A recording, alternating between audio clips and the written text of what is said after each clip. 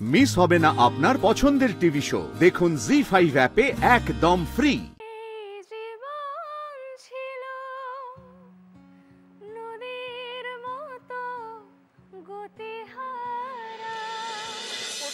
তখন ম্যামেরা বলতো ready steady go বলে একটা হুইসেল দিত, তখন আমরা ছুটতাম, তাই তো মলি? ঠিক সেরকম ভাবে রেডি স্টেডি গো, এবার তুমি শুরু হও। আমার বাবা এসআইএফে চাকরি করেন, প্লাস আমার বাবা অঙ্কের টিচার, মানে টিউশন পড়ায়, তো সেক্ষেত্রে প্রচুর ছেলে পড়তে আসতো আমাদের বাড়িতে। দিয়ে বাবা বলতো যে তোর দ্বারা তো পড়াশোনা কিছুই হবে না, ক্লাস 5-এই মনে হয় ফেল করে যাবি তুই, যা অবস্থা দেখছি, স্কুল তো যাসই না, পড়তে তো বসেছি না। তো সেখান থেকে মানে তারপর মাধ্যমিক পাস করলাম, একটু বড় হলাম, 12 পাস করলাম, তারপর গ্র্যাজুয়েশন করতে করতে আমার বিয়ে হয়ে যায়। হুট করে দেখলাম শ্বশুর বাড়ি চলে গেলাম। আর তোমাকে চ্যাংদোলা করে নিয়ে চলে গেল তোমার বর এসে? এরকম নয়, আমাকে দেখতে এসেছিল, মা দেখতে এসেছিল। আচ্ছা, বর যখন দেখতে এলো, তোমার এই 6 ফুট উঁচু লম্বা বর, ওই সামনাসামনি দাঁড়ালে না আমাকে একটু করে দেখতে হয়, ও কিছু বলবে এরকম। হ্যাঁ, তোমাকে যখন দেখতে এলো তোমার মনে হয়নি যে এত লম্বা বর আমার? না, আমার লম্বা মানে ভালো লাগতো ছেলে। ও, তোমার তো ভালো লেগেছে? না, ছবি দেখে আমার একটু ভালো লাগেনি ওকে। আমি বললাম যে দূর, এই লোকটাকে বিয়ে করতে হবে এরকম ভাবলাম, কিন্তু সামনাসামনি দেখলাম ও কি সুন্দর দেখতে, খুব সুন্দর। বাবা, প্রথমে মা দেখতে এলো, মাকে দেখে প্রথমে মনে হলো বাপরে নিশ্চয়ই প্রচন্ড বদমাইশ, মাকে দেখে মনে হয়েছিল।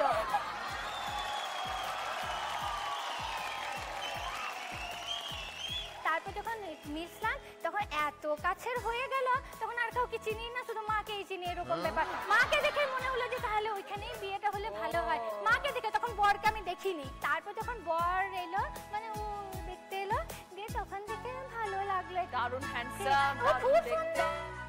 তোমার শ্বশুর বাড়িতে কে কে আছে, কজন লোক? বাবা আছে, মা আছে, আর ভাই আছে। ভাই মানে দেওর আর কি। আচ্ছা, বর কেমন? বর ভালো, আমাকে খুব ভালোবাসে, চকলেট কিনে দেয়, আইসক্রিম কিনে দেয়, তারপর চাউমিন খাওয়ায়, মোমো খাওয়ায়, আমি যা বলি তাই কিনে দেয়। সত্যি শিউড়িতে মোমো, চাউমিন টাউমিন সব ভালো পাওয়া যায়? হ্যাঁ, তুমি গেলে তোমাকেও খাওয়াবো। আচ্ছা, শিউড়ি যেতে হবে তাহলে তোমার সাথে দেখা করার জন্য। না, আমি আসবো না একটা চাউমিন নিয়ে। আর একটা লাস্ট কথা, কি?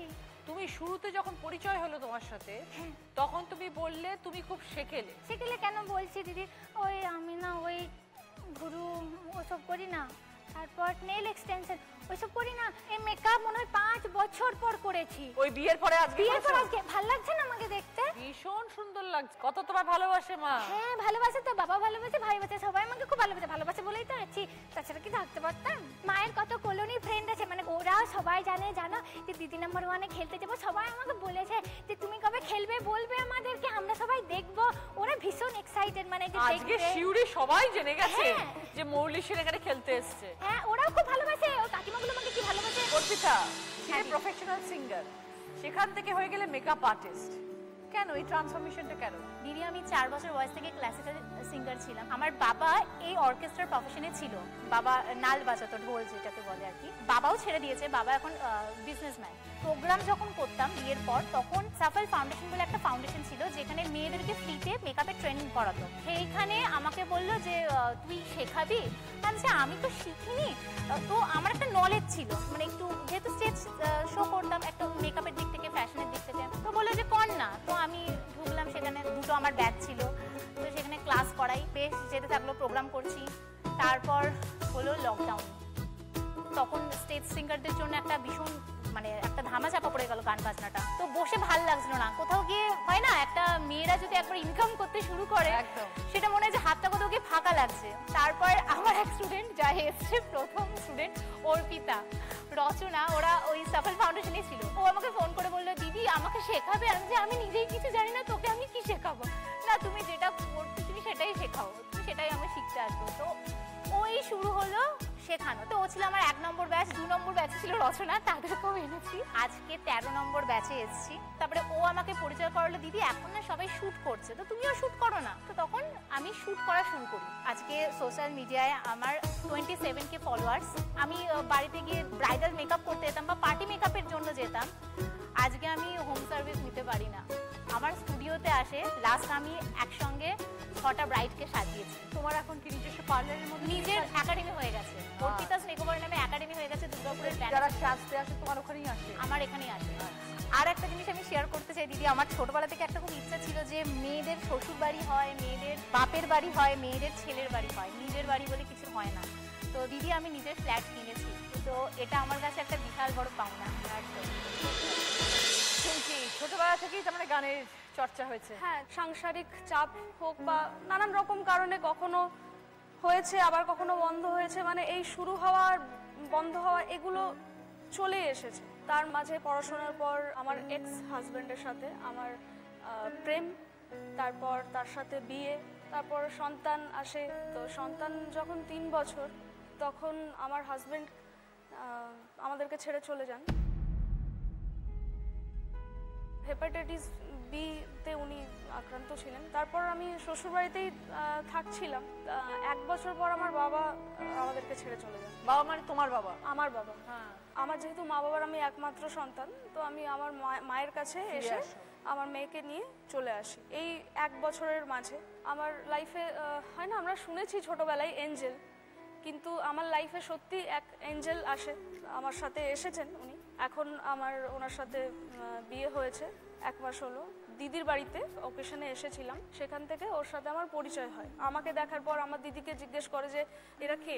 তখন আমার দিদি ডিটেলিং করে ওর কাছে যে এই রকম ব্যাপার। সেসব শুনে ও বলে যে আমাকে যদি যোগ্য মনে হয় তাহলে আমি ওদের দায়িত্ব নিতে চাই।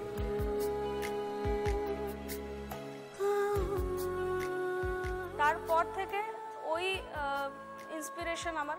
একদমই তাই। মানে আজকে যদি আমি দাঁড়িয়ে আছি স্টেবল হয়ে, আমি যদি জীবনটাকে নতুন করে ভাবতে শিখেছি, ভাবতে পারছি, সেটা পুরোটা ওর জন্য। অনুষ্কা, তুমি ওরাল প্যাথোলজিস্ট, বিষয়টা কি? আমি basically general dental surgeon. surgeon। BDS এর পর আমি এমডিএস করেছি ওরাল অ্যান্ড ম্যাক্সিলোফেশিয়াল প্যাথোলজিতে। আমাদের মুখে যাবতীয় ঘা হয়, তারপর ওরাল ক্যান্সার, এই জিনিসগুলোর ডায়াগনোসিস করা অ্যান্ড ফার্দার ট্রিটমেন্ট করা, এটা হচ্ছে আমার সাবজেক্ট। ওকে, তো ডেন্টাল হেলথের জন্য প্রত্যেকদিন মানুষকে কি করা উচিত? সব থেকে বেশি দাঁতের প্রবলেম হয় আমাদের খাবার জমে। তো যেটা সব থেকে বেসিক অ্যাডভাইস হচ্ছে, যখনই আমরা কিছু খাবো, সে চা কফি হোক কি কোনো মিল হোক, ইমিডিয়েটলি মুখটাকে ভালো করে ক্লিন করে নেওয়া ভীষণ দরকার। প্লাস দিনে 2 বার করে ব্রাশ করা ইজ ম্যান্ডেটরি, সো দ্যাট কোনো ফুড পার্টিকেল আমাদের দাঁতে স্টিক করে না থাকে। দাঁতে যে স্টিক করে থাকবে, ইমিডিয়েটলি ওখানে ব্যাকটেরিয়া গ্রোথ হবে, সেখান থেকে দাঁতের ক্যাভিটি, পেরিওডন্টাইটিস, জিঞ্জিভাইটিস, পাইরিয়া, দাঁতের যেটা মানে খুবই কমন জিনিস, এই সব জিনিসপত্র হয়। তো বাড়িতে তোমার কে কে আছে অনুষ্কা? বাড়িতে আমার মা, বাবা, দাদা, বৌদি আর একটা ছোট্ট পুচকু আমার একটা ভাইপো আছে, আর আমার হাজবেন্ড। বিয়ে হয়েছে কতদিন? এই এপ্রিল মাসে। হাজবেন্ডও ডক্টর? হ্যাঁ, আমার হাজবেন্ডও ডক্টর, আমার বাবাও ডক্টর। ও, হাজবেন্ড কিসের ডক্টর? আমার হাজবেন্ড হচ্ছে medicine and non invasive cardiology. Okay, আর বাবা? বাবা হচ্ছে ডেন্টাল সার্জন। ও, তাই জন্যই তোমাকে হ্যাঁ, বাবাই তোমায় হচ্ছে গাইড করেছে। ছোটবেলা থেকে বাবাকেই দেখেছো? একদম, ছোট থেকে বাবার লাইফস্টাইল, বাবার মানে ওয়ে অফ হ্যান্ডলিং পেশেন্টস, ওটাই আমার ইন্সপিরেশন। যে আমি ডাক্তার তো পরেবার হতে চাইতাম, বাট সবসময় চাইছিলাম আমি ডেন্টাল সার্জন হব, কেননা আমার এমার্জেন্সি ডিউটি থাকবে না, আমি এনজয় করবো ইভিনিং এর পর, আর সারাদিন আই উইল বি মানে বিজি উইথ মাই পেশেন্ট। খুব ভালো থেকো Anushka, all the best. Thank you so much. Zee5 download করুন আর সব এপিসোড দেখুন একদম ফ্রি।